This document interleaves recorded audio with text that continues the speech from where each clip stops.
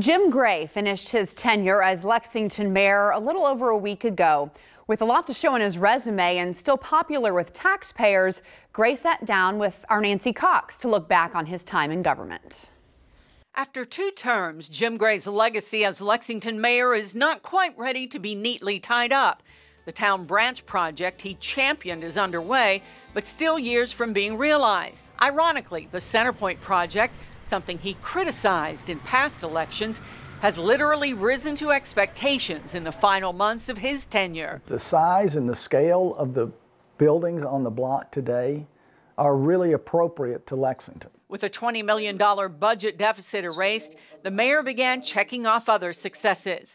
A revitalized downtown, a renovated courthouse on Main Street, now a vital part of our culture. It's now Courthouse Square, and I have to confess, I'm really proud of that project. While the courthouse will be a sterling part of his legacy, it will also be known as the site of one of his most controversial decisions, the removal of the Confederate statues.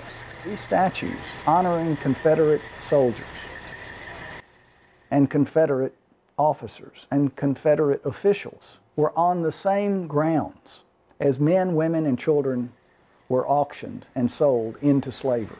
Generations from now, the buildings and what is or is not downtown may not be Gray's lasting legacy. He's often called a trailblazer, at the time being one of the only openly gay mayors in the country. That was not what I was running for. I was running to do the job. And if I could be a role model along the way for young people, then I'm happy about that. I'm rewarded for that, and I'm grateful and I'm thankful for it. Covering the news, Nancy Cox, LEX 18 Evening Edition.